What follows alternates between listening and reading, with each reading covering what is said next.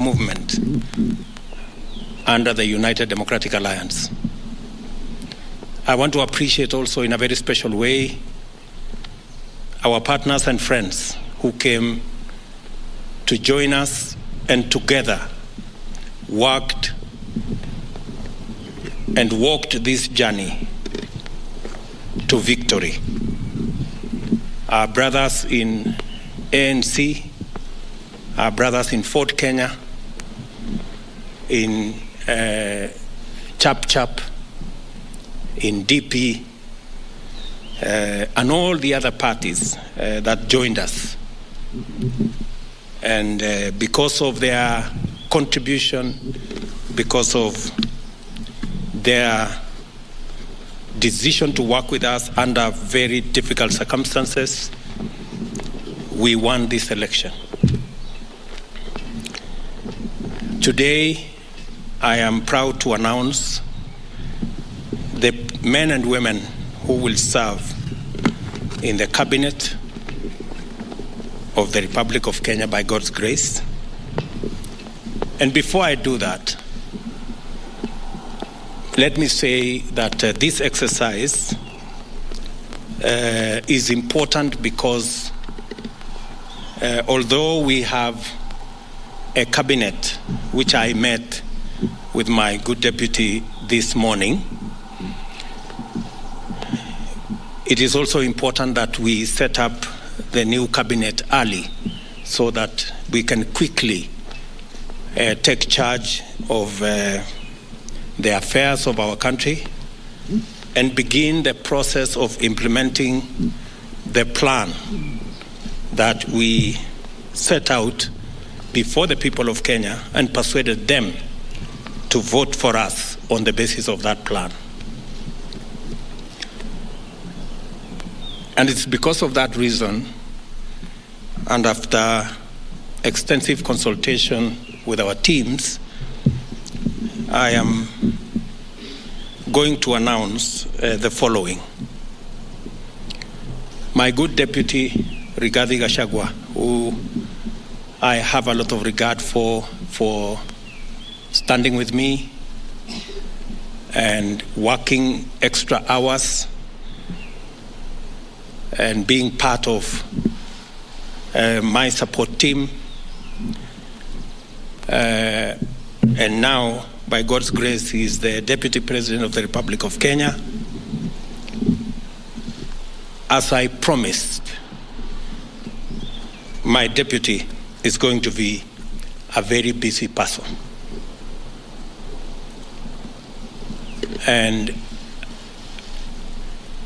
I am sending an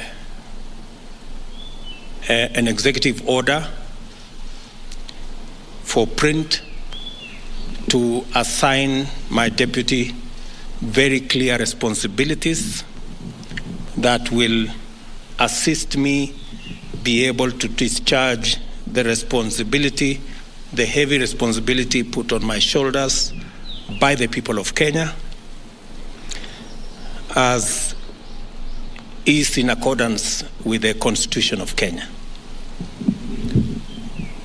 The Deputy President will deputize the President in the execution of all President's functions that are allowed by the Constitution and law. He will chair cabinet committees. He will oversee the implementation of cabinet decisions across all ministries and departments. Number 4, he'll coordinate intergovernmental relations between the national government and the county government, including chairing the Intergovernmental Budget and Economic Council, commonly known as IBEC.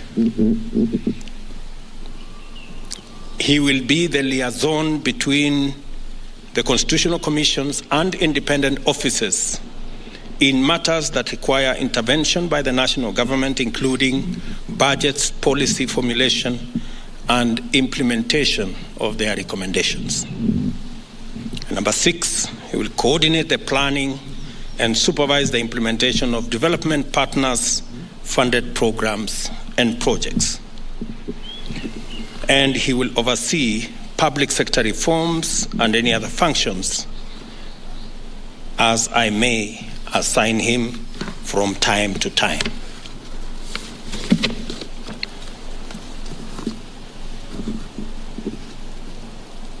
We have again the other very important position,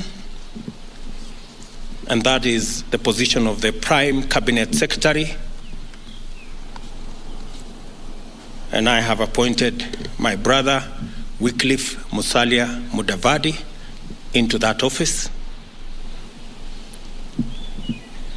That office is probably the most senior office after the office of the President and Deputy President.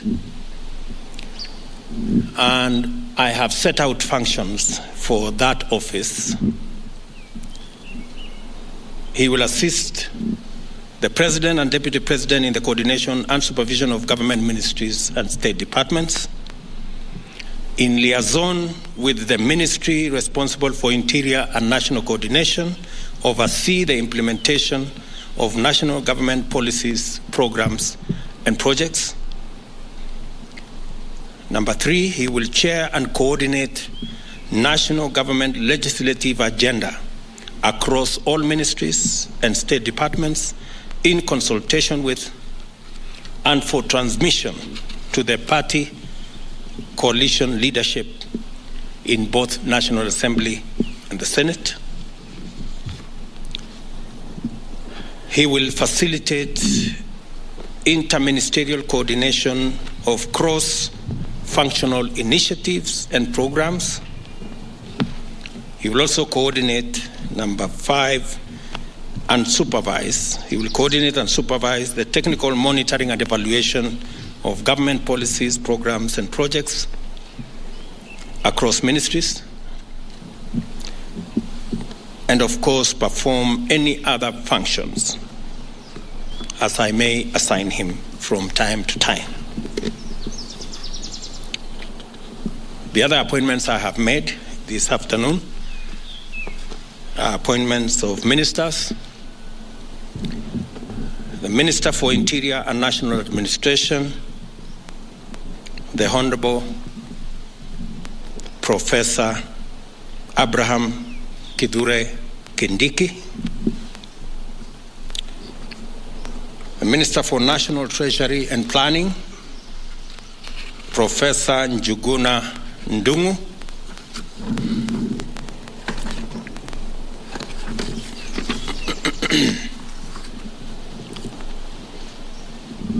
Public Service, Gender and Affirmative Action, the Honorable Aisha Jumwa Katana,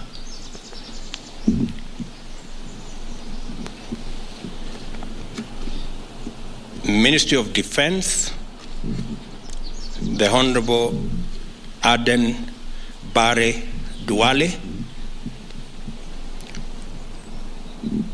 Ministry of Water, Sanitation and Irrigation, the Honorable Alice Mudoni Wahome, Minister for Foreign Affairs and Foreign and Diaspora Affairs, the Honorable Alfred Mutua,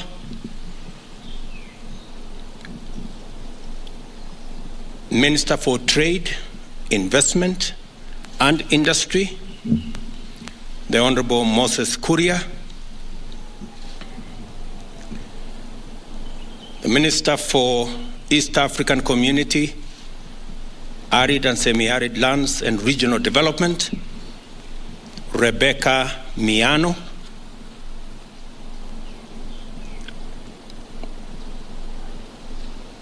Minister for Roads, Transport and Public Works, the Honorable Onesimus Kipchumba Murkomen,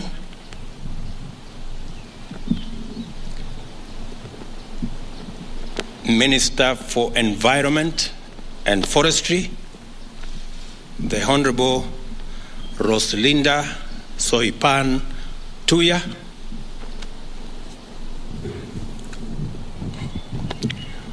Minister for Lands, Housing and Urban Development, Zakaria Mwangi Njeru. Minister for Tourism, Wildlife and Heritage, the Honorable Penina Malonza. Minister for Agriculture, Livestock and Livestock Development, the Honorable Franklin Mithika Linturi.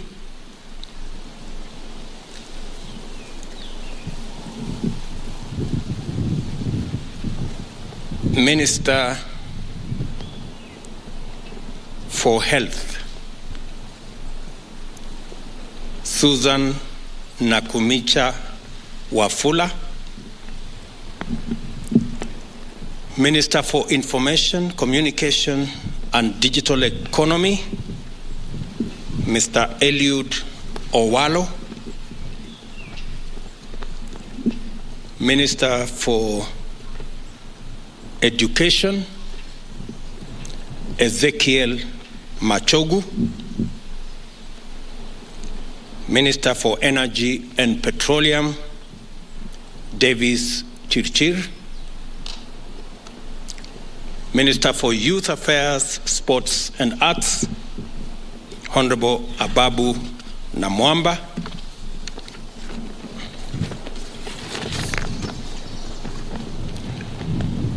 Minister for Cooperatives and Micro, Small and Medium Enterprise Development, Simon Chelugui. Minister for Mining, Blue Economy and Maritime Affairs, Salim Mvuria. Minister for Labor and Social Protection, the Honorable Florence Bore. I have also made the following cabinet level appointments.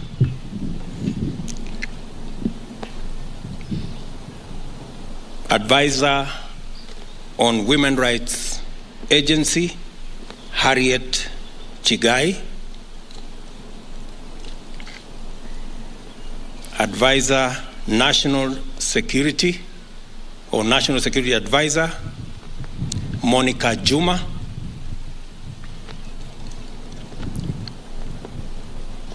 Attorney General, Justin Bidan Muturi Njoka. And Secretary to the Cabinet, Mercy Wanjau. Those are the appointments I have made this afternoon.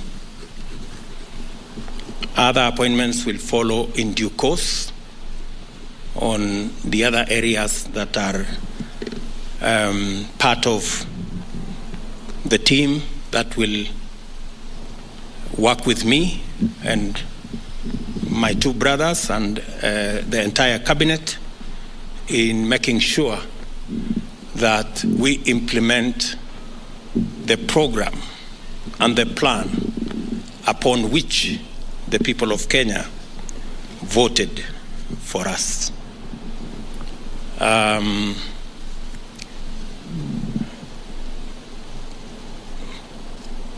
This afternoon also, I have received communication from the Inspector General of Police, Mr. Mutiambai, of his request to proceed on terminal leave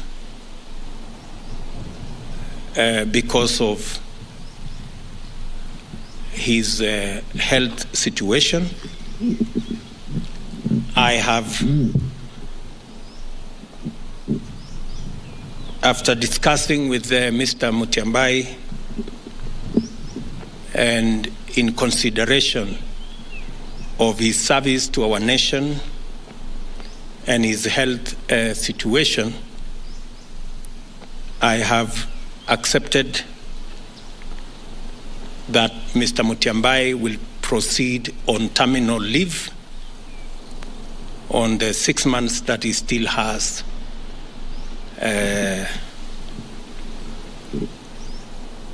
of his contract.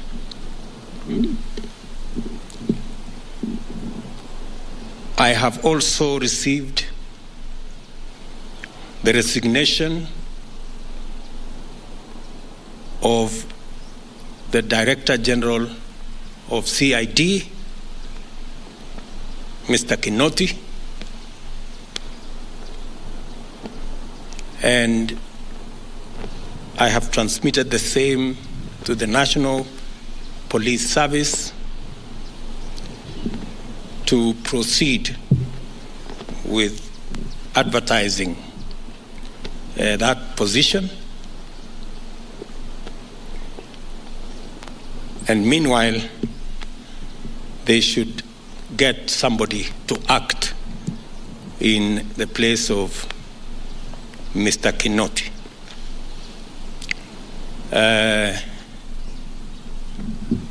Some consultations were going on.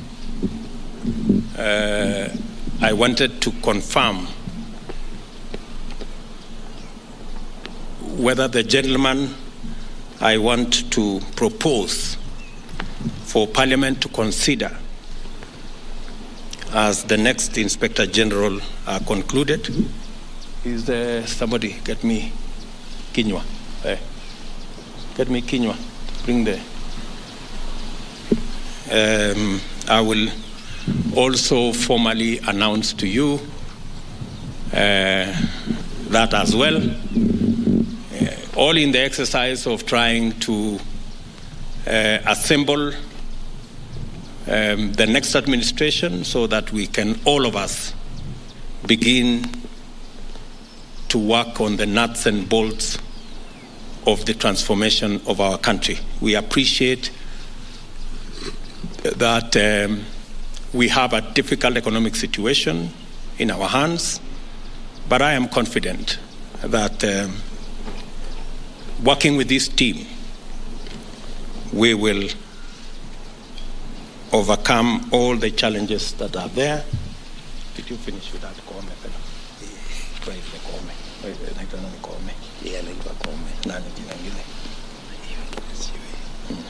Okay. Who is currently? Is currently what?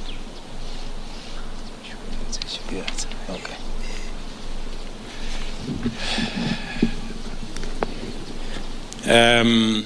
Once I conclude my consultations with the head of public service here, the name of the new Inspector General of Police will be released this afternoon. So, with those many remarks, ladies and gentlemen, I want to take this opportunity to wish the men and women on this list, the great people who will assist us deliver on the Kenya Kwanza plan. I wish them well. They will now proceed to Parliament for the exercise in Parliament so that Parliament can approve and give me the opportunity to finally conclude the appointment and get each and every member of this team to work. Asanteni sana, and may God bless you.